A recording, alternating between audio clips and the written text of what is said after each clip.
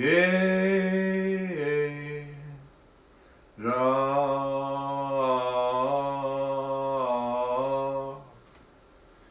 あ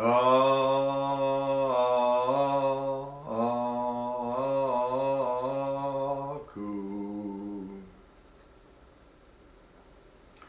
無常釈迦如来にゆの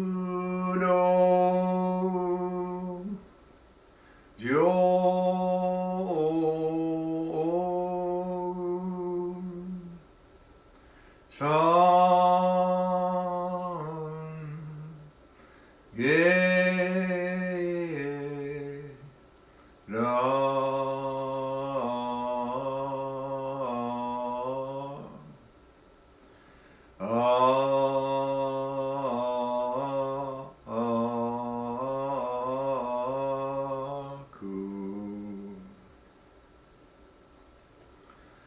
無常十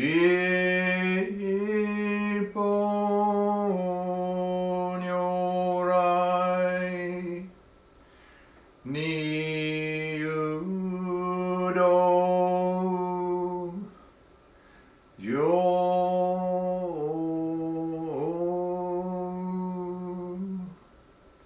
三下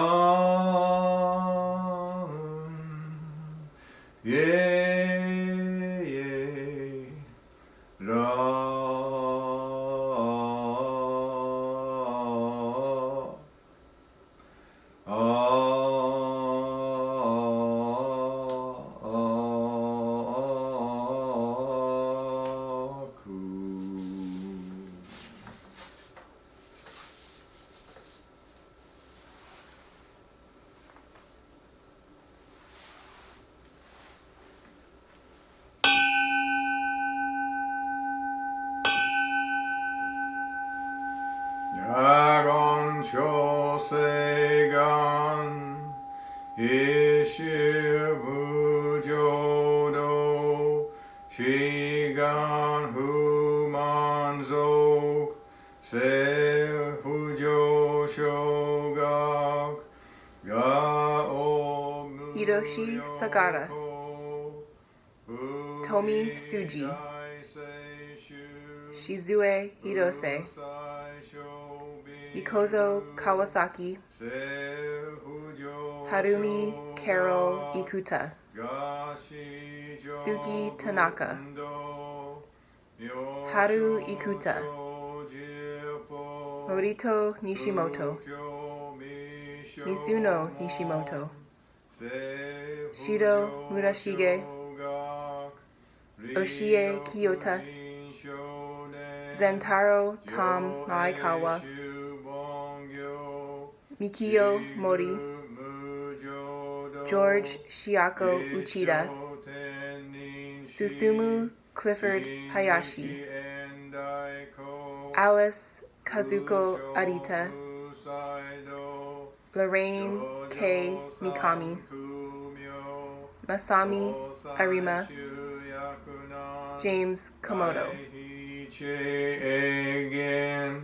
Meshikomoan Heisokusho Akudo Tsudaten Zen Shumon Kosojo Manzok Iyoro Jipo Nichigaten Shujuki Tenko Onpugen Ishu Kai Hozo Kosei Kudoku Ho Yodai Shuchu Seppo Shishiku Kuyo Isai Bud Gusoku Shutoku Hon Ganne Shinjo Man Tokui Sangayo Yobut Mugechi Tsudat Mihusho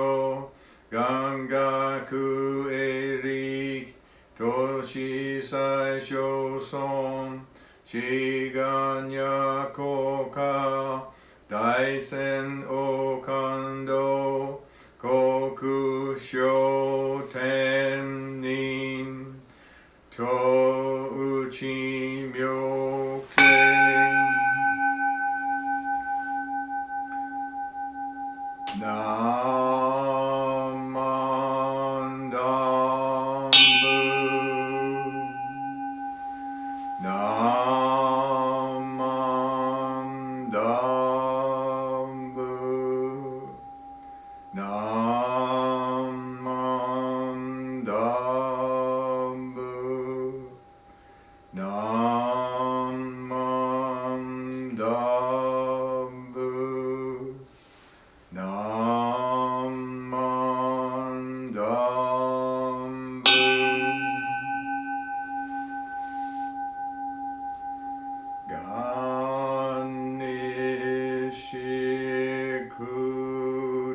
Ganishikudoku Yodosei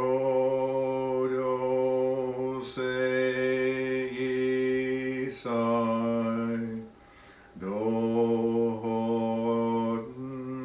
Bodai Ishin Ojo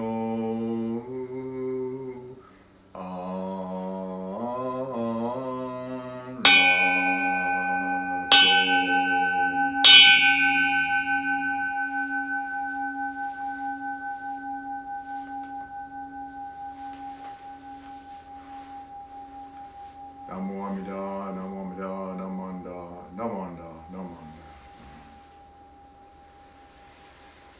The Golden Chain. I am a link in Amida's golden chain of love that stretches around the world. I will keep my link bright and strong. I will be kind and gentle to every living thing and protect all who are weaker than myself. I will think pure and beautiful thoughts, say pure and beautiful words, and do pure and beautiful deeds. May every link in Amida's chain of love be bright and strong, and may we all attain perfect peace. Namo Amida Butsu. Namo Amida Butsu. Namo Amida Butsu. Good morning, everyone, and welcome to our virtual service, and thank you for joining us. Today we dedicate our service to those who have gone before us to the pure land of perfect peace. During this month and years gone by, we remember our friends, our family, and our Dharma ancestors with warmth and happiness.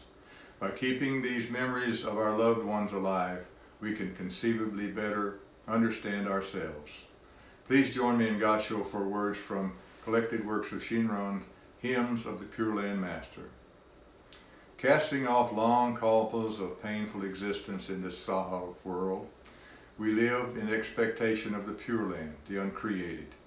This is the power of our teacher, Shakyamuni. Let us respond always in gratitude for his compassion and benevolence. Namo Amida Butsu, Namo Amida Butsu, Namo Amida Butsu.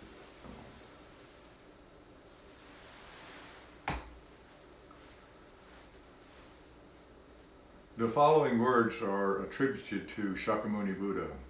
He says, "These two people are hard to find in the world." Which two? The one who is first to do kindness, and the one who is grateful and thankful for a kindness done. In saying that, kind and grateful people are rare. The Buddha isn't simply stating a harsh truth about human beings.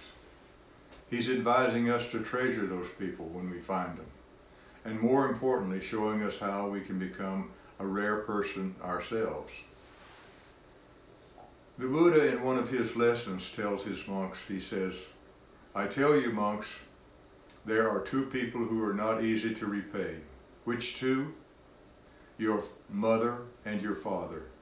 Even if you were to carry your mother on one shoulder and your father on the other shoulder for 100 years, and were to look after them by anointing, massaging, bathing, and rubbing their limbs, and that they were to defecate and urinate right there, right on your shoulders, if you went through all that, you still would not be able to pay or repay your parents." If you were to establish your mother and father in absolute sovereignty over this great earth, abounding in the seven treasures, you would not in that way repay or pay your parents. Why is that? Mother and father do much for their children. They care for them. They nourish them. They introduce them to this world. Now, when the Buddha discussed gratitude as a response to kindness, he said gratitude doesn't equate with appreciation in general. It's a special kind of appreciation, inspiring a more demanding repose. So here's a true story for you about appreciation and gratitude, and is partially told by Paul Harvey. Is it gratitude that prompted an old man to visit an old broken pier on the eastern seacoast of Florida? Every night until his death in 1973, this old man would turn, walking slowly and slightly stooped with a large bucket of shrimp. The seagulls would flock to this old man and he would feed them from his bucket. He would stand there tossing the shrimps up to the hungry birds. And as he does, if you could listen closely, you would hear him smile and say, "Thank you, thank you, thank you, thank you." Many years before, in October of 1942, Captain Eddie Rickenbacker was on a mission in a B-17 to deliver an important message to General Douglas MacArthur in New Guinea. But there was an unexpected detour which would hurl Captain Eddie into the most harrowing adventure of his life. Somewhere over the South Pacific, the flying fortress became lost, beyond the reach of the radio. Fuel ran dangerously low, so the men ditched their plane in the ocean. For nearly a month, Captain Eddie and his companions would fight the water and the weather and the scorching sun. They spent many sleepless nights recoiling as giant sharks rammed their rafts. The largest raft was 9 feet by 5 feet. The biggest shark was 10 feet long. But of all their enemies at sea, one proved most formidable. That was starvation. 8 days out, their rations were long gone or destroyed by the salt water. It would take a miracle to sustain them. And a miracle occurred. In Captain Eddie's own words, he said, Cherry, that was the B-17 pilot, Captain William Cherry. He said he read the service that afternoon, and we finished with a prayer for deliverance. There was some talk, but it tapered off in the oppressive heat. With my hat pulled down over my eyes to keep out the glare, I dozed off. Now this is still Captain Rickenbacker talking. Something landed on my head. I knew that it was a seagull. I don't know why I knew, I just knew. And everyone else knew. No one said a word, but peering out from under my hat brim without moving my head, I could see the expression on their faces. They were staring straight at the gull. The gull meant food, if I could catch it. And the rest of the story, as Paul Harvey would say, is history. Captain Eddie caught the gull. Its flesh was eaten, its intestines were used for bait to catch fish, the survivors were sustained, and their hopes renewed because a lone seagull, uncharacteristically hundreds of miles from land, offered itself as a sacrifice. So you know that Captain Eddie made it. And now you also know that he never forgot. Because every Friday evening, about sunset, on a lonely stretch along the eastern Florida coast, you could see an old man walking, white-haired, bushy-eyebrowed, silently bent, his bucket filled with shrimp to feed the gulls, to remember that one which, on a day long past, gave itself without a struggle. We are told that debts of gratitude apply only to parents, teachers, and other benefactors who have acted with our well-being in mind. They've gone out of their way to help us and have taught us valuable lessons about kindness and empathy and progress. It might be that there are benefits you receive from things or situation you can't trace to a single conscious agent in this lifetime, such as Eddie was able to do. but you can feel gratitude to yourself for the good karma you did in the past that allowed those benefits to appear. And be grateful for the good karma that allows you to receive and benefit from other people's help in the first place. If you had no good to your credit, there wouldn't be able to reach you. Gratitude means thankfulness, counting our blessings, noticing simple pleasures, and acknowledging everything that we receive. It means learning to live our life as if everything were a miracle, and being aware on a continuous basis of how much we've been given. Gratitude shifts our focus from what our life lacks to the abundance that it already is present. Meister Eckhart, a famous German theologian, philosopher, and mystic, said this. He said, "If the only prayer you say in your life is thank you, that would suffice." If the only prayer in your life, or the only prayer you say in your life is thank you, that would suffice. To close my talk, please join me once again for words from the collected works of Shinran, hymns of the Pure Land Masters. Casting off long coils of painful existence in this Saha world, we live in expectation of the Pure Land, the uncreated. This is the power of our teacher, Shakyamuni. Let us respond always in gratitude for his compassion and benevolence. Namo Amida Butsu, Namo Amida Butsu, Namo Amida Butsu, Namo Amida Butsu. Thank you again for joining us today, and have a wonderful rest of your day.